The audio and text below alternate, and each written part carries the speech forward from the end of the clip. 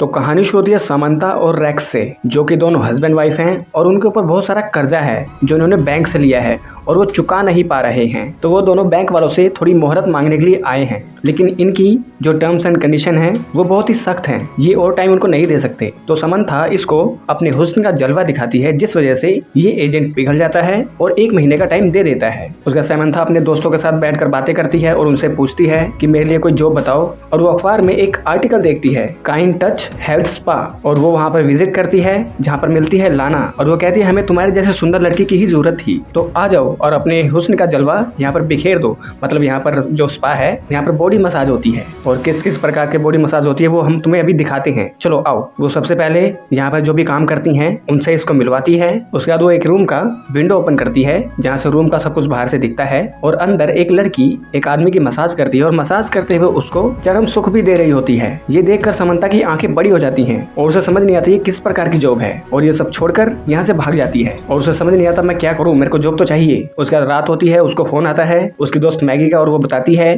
कि रेक्स यहाँ पर दारू पीकर टल्ली हो चुका है, तो इसको घर लेकर जाओ। तो वो आती है बार के अंदर, मैगी से बात करती है, कहती है कि यार मैं वो जॉब नहीं कर सकती क्योंकि वो गंदी जॉब है। और वो रेक्स को लेकर जाती है, उसका पेट्रोल खत्म हो जाता है और उसके लिए भी उसके पास पैसे नहीं होते। तो इसे समझ में आता है कि इसकी हालत कितनी ज्यादा खराब है। दोनों के पास जॉब नहीं है, इनके 2 बच्चे हैं, इनको अपनी फैमिली भी संभालनी है। तो इतने प्रेशर में आने के बाद समंता लाना को वहाँ पर काम करने के लिए हाँ कर देती है। उसके बाद वो सुबह मस्त तैयार होती है, बच्चों को खाना पीना देती है और गाड़ी लेकर आ जाती है स्पा के अंदर, जहाँ पर वो थोड़ा सा ट्यूटोरियल लेती है कि कैसे कैसे क्लाइंट्स को संभालना है। अगर ज्यादा वो लोग डिमांड करें तो ज्यादा पैसे अपनी तरफ से ऑफर करना, और हर सर्विस के अलग चार्ज हैं। तो एक रूम में आती है जहाँ पर एक बूढ़ा होता है और उसके मसाज करते करते उससे उसकी पर्सनल बातें पूछने लगती है, उसकी बीवी की बात पूछने लगती है। तो इस बूढ़े को इस पर गुस्सा आता है कि मैं यहाँ पर आता हूँ अपना स्ट्रेस दूर करने के लिए और तुम मुझे मेरी बीवी की याद दिलाकर मुझे डिप्रेशन में डाल रही हो, मैं जा रहा हूँ। तो समंता कहती है चलो ठीक है, तुम जो चाहते हो मैं तुम्हें वही देती हूँ, चलो। और वो उस बूढ़े को वो दे देती है जो वो चाहता है, और वो ऐसे ही 3-4 लोगों के साथ करती है, पर सभी लोग सिर्फ जिस्म के भूखे हैं। और इवनिंग में छुट्टी करके जब वो आती है तो उसे बहुत बुरा लगता है, वो उल्टियां करती है और वो बेचैन रहती है। ये बात वो किसी को बताना चाहती है, तो वो आती है मैगी के पास और उसको सब कुछ बता देती है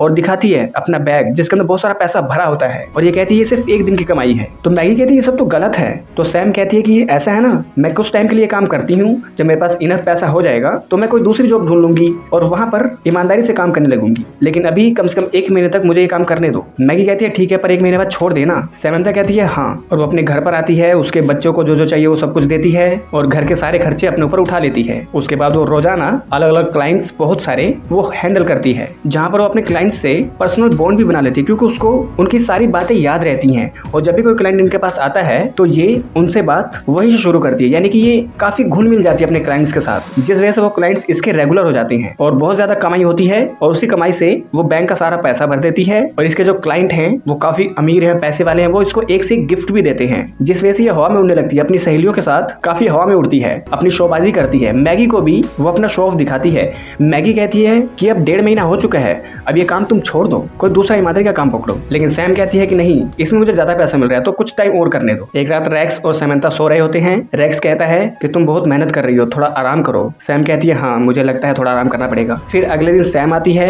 और उसकी सहेली का हस्बैंड भी यहाँ पर आता है सैम की लेने के लिए, लेकिन सैम इसको मना कर देती है कि साले जा, तेरे साथ मैं कुछ नहीं करूंगी। उसके बाद 1 साल हो जाता है, क्रिसमस आ जाता है, मतलब ये काम करते हुए इसको 1 साल हो चुका है, उसके पास बहुत सारा पैसा आ चुका है और वो एक न्यू बाइक अपने हस्बैंड को गिफ्ट करती है। और इसी बीच में रेक्स भी एक छोटी मोटी जॉब करने लगा है और वो कहता है सैम को कि अब तो जो तुम काम कर रही हो थोड़ा सा रेस्ट ले सकती हो, क्योंकि मैं भी अब फैमिली संभाल सकता हूँ। लेकिन सैम को अब पैसे की लत लग चुकी है, उसे बहुत पैसा कमाना है। पहले वो 8 घंटा काम करती थी, अब वो 12, 13, 14 घंटे काम कर रही है, जिस वजह से वो बहुत ज्यादा थक चुकी है, अपनी फैमिली में घर वालों को टाइम नहीं दे पा रही है और रेक्स अकेला ही अपनी फैमिली देख रहा है और अपना काम देख रहा है। और सैम सिर्फ एक ही काम में लगी हुई है, सिर्फ पैसा कमाना, और बहुत सारे क्लाइंट्स को वो हैंडल कर रही है और इसका असर उसके चेहरे पे भी दिख रहा है। और मैगी इसको समझाने की कोशिश कर रही है कि अब इस काम को छोड़ दो, अब तुम्हें यह काम करने की जरूरत नहीं है, लेकिन सैम कहती है कि नहीं, मुझे करना पड़ेगा। अब सैम रात को लेट आती है और सुबह देर तक सोती है। रेक्स उसको जगाने की कोशिश करता है, पर सैम थकान के कारण काफी लेट उठती है और वहाँ पर जो बाकी लोग काम करते हैं वो लोग ज्यादा क्लाइंट हैंडल कर ही नहीं पा रही, क्योंकि सारे क्लाइंट सैमंथा की ही लेना चाहते हैं। वो इतना फेमस हो चुकी है और वो भागी भागी रहती है,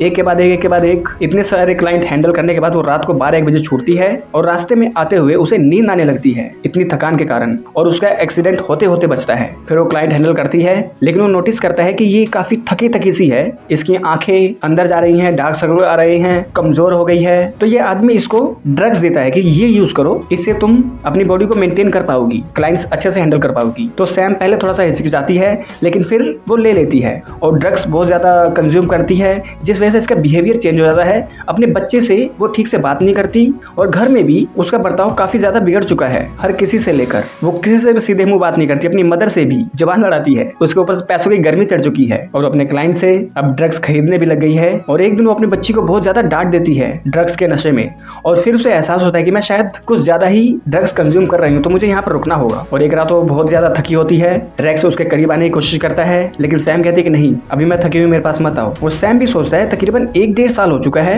हम दोनों करीब नहीं आए, और वो करवट बदलकर सो जाता है। उसके अगले दिन सैम एक क्लाइंट हैंडल कर रही होती है, तभी यहाँ पर पुलिस वालों की रेड पड़ जाती है, सारे लोगों को अरेस्ट कर लिया जाता है। और लाना कहती है कि यहाँ पर जो कुछ भी काम चल रहा है इसके बारे में पुलिस अच्छे से जानती है, उनकी परमिशन लेकर कर रहे हैं। लेकिन ये बंदा कहता है कि ये सब हम लोग एक नेता के कहने पर कर रहे हैं, क्योंकि चुनाव होने वाले हैं और उनको एक मुद्दा चाहिए कि शहर से वो गंदगी साफ करना चाहते हैं, इस वजह से यहाँ पर रेड पड़ रही है। और ये जब रेड पड़ती है तो हर न्यूज चैनल पर दिखाया जाता है, और उस न्यूज को रेक्स भी देखता है अपने दोस्तों के साथ, मैगी का हस्बैंड भी देखता है, मैगी भी देखती है, और पूरे शहर में सैम की बदनामी हो जाती है। मैगी जाकर उसकी जमानत कराती है और वो कहती है कि मैं तुम्हें इतनी बार समझाने की कोशिश करी कि ये काम छोड़ दो, पर इसके जिम्मेदार तुम खुद हो। और सैम को भी अब की इस चीज का एहसास होता है कि मैंने शायद बहुत गलत कर दिया। अब ये सिचुएशन ये कैसे हैंडल करे इस बारे में सोचती है, और वो आती है रेक्स से माफी मांगती है, लेकिन रेक्स कहता है ये सब कुछ माफ नहीं किया जा सकता, तो मुझे नहीं लगता कि हम लोग अब एक साथ एक हैप्पी फैमिली बन पाएंगे। उसके बाद डोना सैमंथा का केस संभालती है, जो एक वकील है, और वो कहती है कि तुम इस चुंगल से बाहर निकल सकती हो, क्योंकि अगर तुम अपने सारे क्लाइंट की लिस्ट दे दो और उन क्लाइंट की लिस्ट में अगर जज, नेता, वकील ये सब भी हैं तो तुम्हारी सजा कम हो सकती है, तो लिस्ट बनाओ। तो सैम अपने सारे दोस्तों को इकट्ठा करती है, मतलब उस स्पा में जितने भी लोग काम करते थे, और सब लोग अपनी अपनी लिस्ट दे देते हैं कि इन्होंने किन किन के साथ ये सब किया है, जो इसी शहर के लोग हैं। और अकेली सैमंथा 69 लोगों के नाम बताती है, जिनके अंदर बड़े बड़े वीआईपी लोग होते हैं। अब इसी को ये लोग मुद्दा बनाते हैं कि शहर के बड़े बड़े लोग, वकील, नेता, सारे लोग वहाँ पर विजिट करते हैं और उनको ये चीज चाहिए, और एकदम से ही इन्होंने चुनाव के चक्कर में यहाँ पर रेड मारी, जिसका परमिट सब कुछ ये चला रहे थे, तो ये रॉन्ग है, जिस वजह से इनको सजा नहीं हो सकती। तो ये लोग ऐसे ही कुछ फैसला करते हैं और पूरे शहर में बातें चलनी शुरू हो जाती है।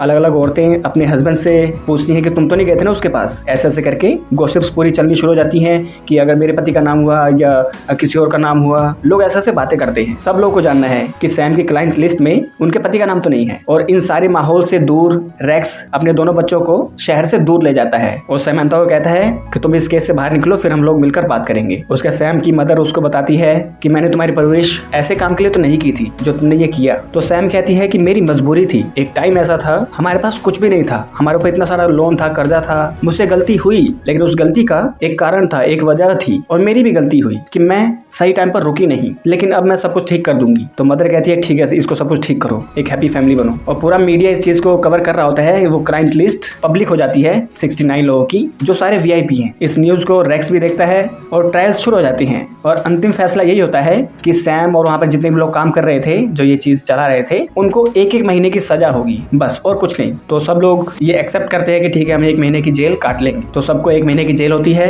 और ठीक 4 हफ्ते बाद हमें दिखाया जाता है कि सैम अपने घर पर अकेली है, इसकी फैमिली इसको छोड़कर चली गई है, और तभी उसके घर के बाहर बहुत सारी औरतें इकट्ठी होकर आती हैं, और सैम डर जाती है, ये लोग मुझे मारने तो नहीं आ रहे हैं। और जैसे वो दरवाजा खोलती है, दरवाजे पर सबसे आगे इसके कॉलेज की फ्रेंड होती है, और ये सब लोग इसके घर पर इसलिए आए हैं, ये लोग जानना चाहते हैं कि इनके पति उनको छोड़कर तुम्हारे पास क्यों आते थे, तुम में ऐसा क्या था, तुम उनको क्या सर्विस देते थे जो हम उन्हें घर पर नहीं दे पा रहे थे। तो सैम उनको सारी बातें समझाती है कि मर्दों को ये पसंद है, वो पसंद है, ऐसे ऐसे करके कि तुम्हारा पति क्या चाहता है उसको समझने की कोशिश करो, जो तुम नहीं दे पाती वो लेने के लिए वो मेरे पास या कहीं और जाते हैं, तो उनको मुट्ठी में रखना तुम्हारा काम है। ये ऐसे ऐसे करके उनको गाइड करती है, और वो अपनी सहेली को बताती भी है कि तुम्हारा पति मेरे पास आया था मेरी लेने के लिए, लेकिन मैंने उसको मना कर दिया था। उसका तो मैगी के साथ मिलकर ही एक वेट्रेस की जॉब करने लग जाती है। तकरीबन 3-4 महीने बाद सैम की बेटी का जन्मदिन होता है, जहाँ पर उसकी मदर उसको मिलती है, ये लोग सेलिब्रेट कर रहे होते हैं, और तभी वहाँ पर रेक्स आता है, और ये दोनों फिर से अपनी बातचीत शुरू कर देते हैं, और धीरे धीरे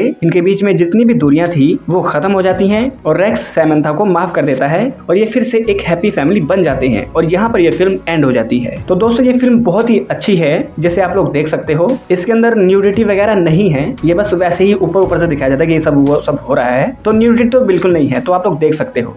अगर ये वीडियो चले तो इस वीडियो को लाइक कर दो, चैनल को सब्सक्राइब कर दो, बेल आइकन दबाओ ताकि अगली बार हमको वीडियो डाले आप लोगों के पास उसका नोटिफिकेशन आ जाए। तो मिलते हैं आप लोगों से अगली वीडियो में, तब तक के लिए नमस्कार।